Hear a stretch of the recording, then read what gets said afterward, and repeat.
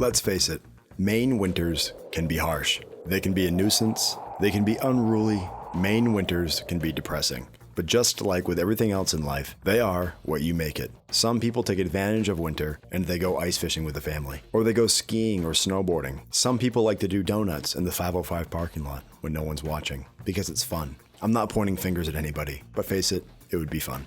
And to some people, snowmobile. Picture this, you're flying down a trail, you're soaking in nature's fresh air, you're seeing wildlife, beautiful scenery, you've got food, you've got water, you've got warm clothes, and your snowmobile breaks down. You pull out your trusty cell phone to call for help, and your battery is dead. Not saying that every snowmobiler is going to come across this situation, but let's be honest, there are definitely things that you could have done to prevent this from happening. And in this 29th episode of the MAINEiac radio show, we're going to bring in Master Sergeant Dominic Turmel, who is not only a safety expert, but knows a thing or two about snowmobiling. He's going to give us some tips and tricks on ways that we can better prepare ourselves when we go out alone or with our families, and how to prepare for the worst. How to counteract those unnecessary, unfortunate events that could happen, and set you up for success from the minute you leave your driveway. We've got some other things I want to talk about too, including some upcoming events, some things that our future deployers should be looking at, as well as some other stuff. I'm Tech Sergeant Andy Sinclair with the 101st Public Affairs Office here in Bangor. Thanks for listening. Let's bring in Sergeant Turmel.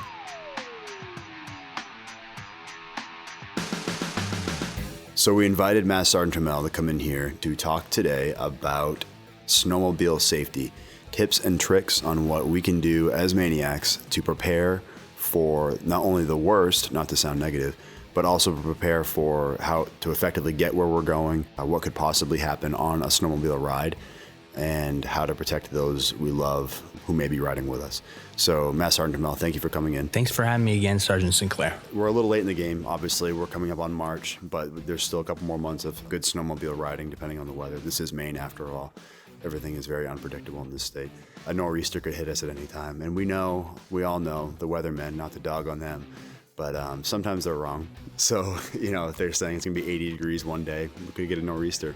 Have you avidly ridden a snowmobile before? Never avidly, just recreational for the most part. But, and even those recreational jaunts have been few and far between. And there's been some harrowing experiences that I've had, even during those the smallest of experiences that I've had. So we'll talk about that a little bit today, and how more than what the driver's doing in the front at the helm of the controls, and the ripple effect that has on the people that are involved with while you're at the helm driving the snow machine. Make sure that it's more than just your own wealth and your own health and well-being that you're taking into account. There's other people that are going to be affected should something go wrong. And that's the thing too. I think that we always harp quite a bit on motorcycle safety, as we should.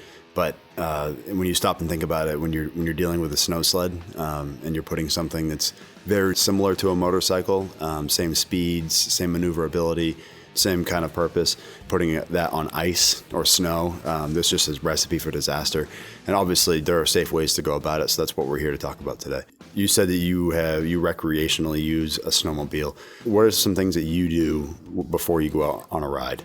First thing is make sure I have enough fuel to get me to and from where I'm going to be working at or doing my play at. Make sure my fluids are where they need to be, all levels. I know you've got air-cooled and liquid-cooled varieties of sleds, depending on your make and model and how old that thing is. Some of us are riding on some antiques out on the trail, so we have to give that a little bit more thought, and making sure that that thing has all the preventative maintenance kept up on it that it needs to have. People should make sure before they go out there that they have proper amount of clothing, and should something go wrong, things don't go perfect all the time when you're out on the trails. Something will break if it's close to it, and more than likely your luck, it's going to happen while you're on a big trip. So just making sure that you're keeping up on that preventative maintenance just like you would any other vehicle, because you're not going to be broke down on the side of the road when you're on a snow machine. It's going to be miles from civilization more than likely, and you're going to need to make sure that you're if you have a cell phone, should it have reception, you don't want it to go dead when you're in the middle of nowhere also, and just making sure that you have a backup means of a power supply that's going to recharge that battery on that cell phone. There's a whole variety of things that you can get into what could go wrong on a trip, but there's just the essentials are basically having some hydration means, sustenance, food, communication means, and making sure that you have preventative maintenance on that sled and making sure that it's tip-top shape before you hit it on a long trail. Let's talk a little bit about drinking and riding. So in the state of Maine, when you operate a snowmobile, is it still considered a motor vehicle if you've been drinking? Pretty much. You're still gonna get pulled over, and the Maine Warden Surface still has checkpoints to enforce the laws that are being maintained on the roadways while we're driving a vehicle. So it's really no different. You're still going to pay the same penalty. So you might as well consider it like you're stepping in a vehicle when you go onto a sled when you're under the influence. Just to kind of kick back on what we were talking about earlier with basically the elements are going to be against you no matter what. Nothing mechanical or motorized likes the cold. It doesn't like being ridden for a long time. That's when things go wrong. If you mix alcohol in with that whole thing, on top of not being prepared and bringing the provisions that you need to be prepared in case of an emergency, bad things can happen. So just remember to keep that stuff in the back of your mind when you head out, to make sure you pack a bag full of granola bars and water. And like you said, an alternate means of power source to charge your battery. You can pick up a power bank online for $15 and it will charge your phone 5 times over, and it's waterproof.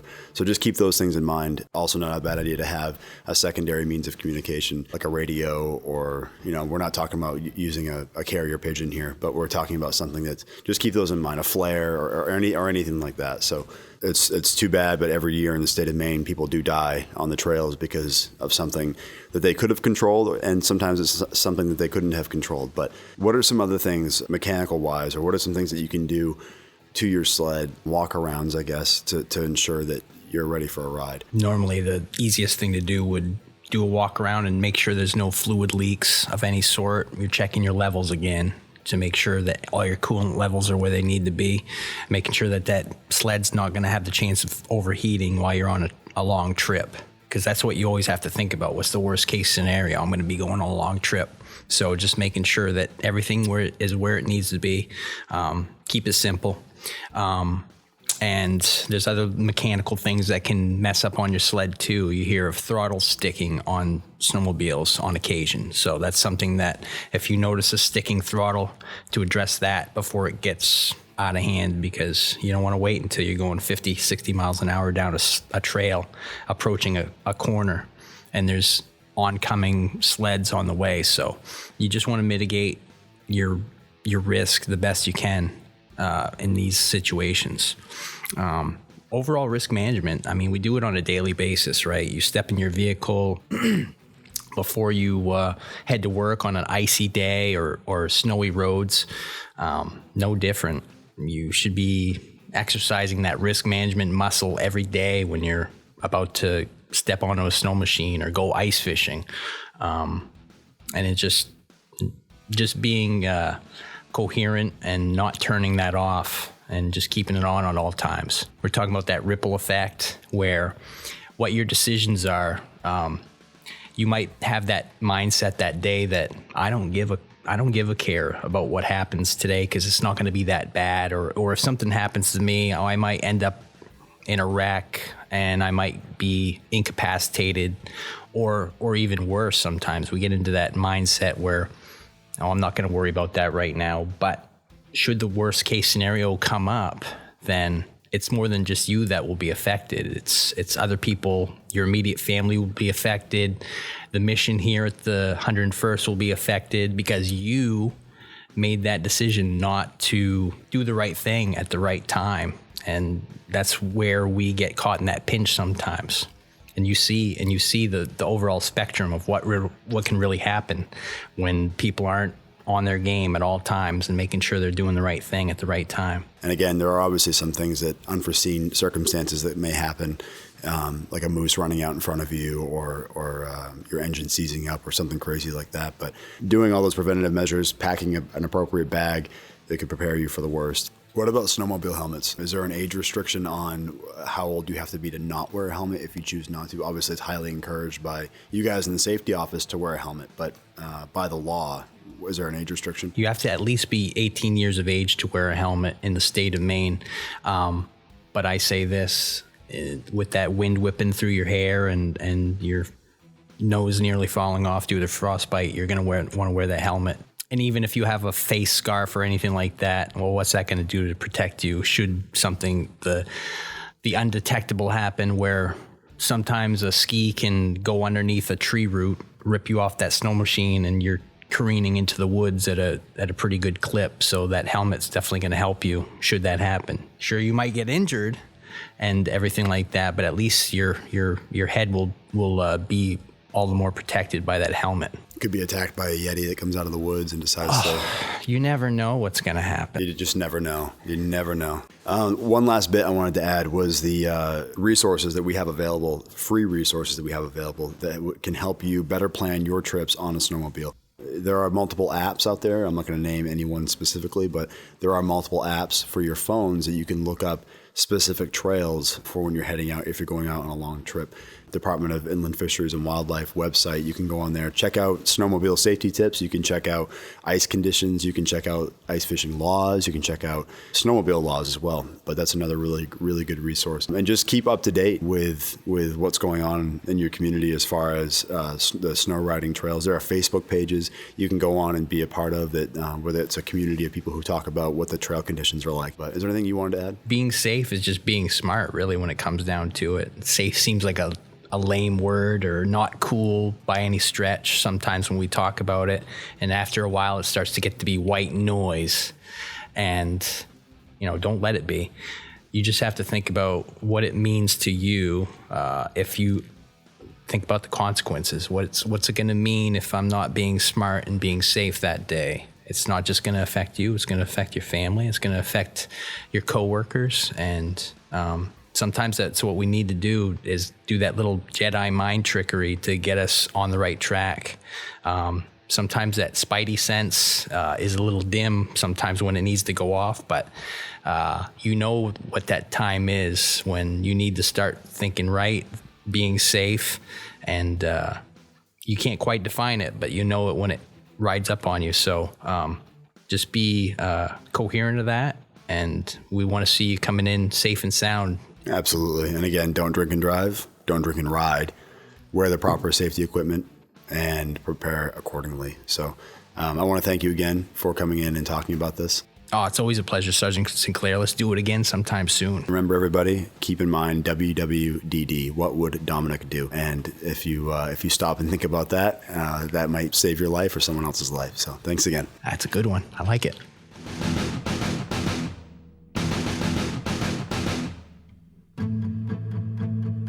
All right, thanks again to Sergeant Tamel for taking the time to talk about snowmobile safety. I mentioned earlier that there are some things I want to cover in this episode, so let's get to it. First and foremost, congratulations to Master Sergeant Adam Morrow from Security Forces, as he was selected to be the next superintendent and to don the responsibility of the rank of Senior Master Sergeant. So congratulations, Sergeant Morrow. Also, please keep in mind the Hero for Zero program. It's a unique program put on by our safety office that allows you to recognize your coworkers in ways that they have chosen the higher path and remaining safe at all times. Could be a daily occurrence, could be a one-time event where they were able to avoid risk by remaining safe. Whatever the case may be, you can recognize your coworkers by submitting them into the Hero for Zero program. If they're selected, you win a Yeti mug. A nifty Yeti mug. Some people wear Rolexes, some people drive Cadillacs, and then you have the people who drink out of Yeti mugs. They're in a tier all by themselves. A higher echelon of coolness, no pun intended. And to top it off, the mug has been laser etched that shows everybody who sees you with it that you are one safe MAINEiac. Keep that in mind, Hero for Zero. Also, Jennifer Lear, who is a personal financial specialist, is back in town, and she's here to help. She was here a couple of years ago. She's outstanding. She really knows what she's talking about. If you have any financial questions for you and your family, make sure you contact her. The Wing is looking for volunteers to help out at the Maine Veterans Home. If you or somebody you know is interested in doing that, talk to your supervisor and they'll set you on the right path. For our upcoming deployers, most of you know that Family Services has a flat MAINEiac program that allows you as a service member to come in, get a photo taken, and it gets placed onto a cardboard cutout for your kids. It's excellent for those who are deploying. Drew Matlins highly encourages that you come in to see him sooner rather than later, as that whole process can get backed up at times. So please don't wait until the last minute. Go see Drew Matlins if you're interested in the flat MAINEiac. Also, he has candy. So flat MAINEiac and candy. Keep that in mind. Not necessarily in that order either. Just a heads up.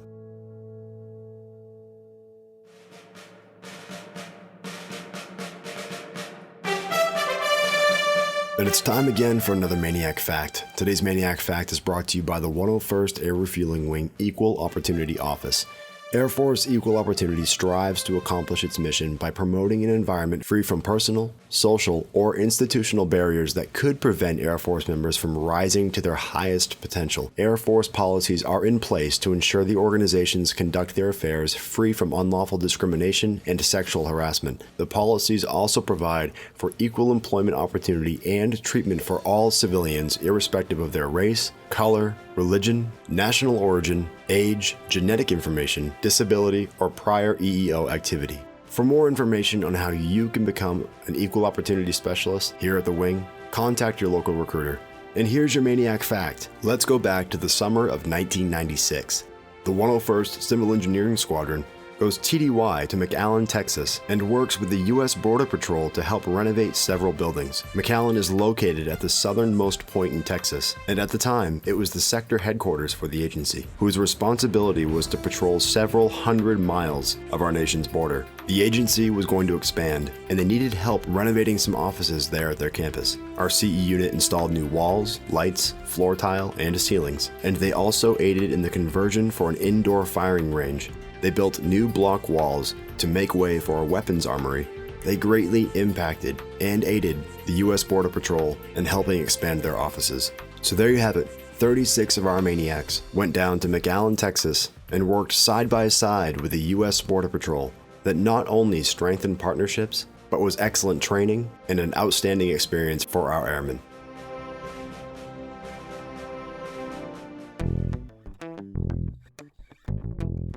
All right, and just like those fidget spinners that the Sapper office hands out for free, I'd love to sit here and entertain forever, but ultimately, I'd just be going round and round and round. This has been the 29th episode of the MAINEiac Radio Show. I'm your host, Tech Sergeant Andy Sinclair with the 101st Public Affairs Office here in Bangor. Drill weekend is here, and with it, an excellent opportunity for training. Make the most of it. It's no secret that not everybody likes coming in on weekends, but like I said at the beginning of this episode, it is what you make it. And not just for yourself. Your attitude affects not only you, but those around you as well. So make the most of it. It's your time to shine. I know that sounds like something Bob Ross would say while he's painting on a canvas, but keep that in mind throughout the weekend. If you haven't already, check out our Facebook and Instagram pages by searching 101 STARW. You'll find daily updates, media, videos, and articles being posted, not just about the Wing or the Maine Air National Guard, but the Air Force and the DoD as well. So check those out. Also, while you're at it, check out the official Vice Wing Commander's official Facebook and Instagram pages by searching CV.101ARW. He is the Vice Wing Commander, and his pages offer a different perspective with what goes on out here at the Wing. But that's it. Don't forget about the Safe MAINEiac program, as well as the Hero for Zero. As always, look out for your wingmen, your battle buddies, whatever they're calling it these days. It never hurts to keep an extra set of ears and eyes open when looking out for those around you. Take the time to stop and listen to what they have to say. Sometimes they might just need to vent, or sometimes they need a favor, but don't blow them off. Show them you care and help them out where you can, especially if it's somebody from services. Don't make them angry. They're the ones who make your food. Have an awesome drill weekend. Give hugs, not drugs, and we'll see you around.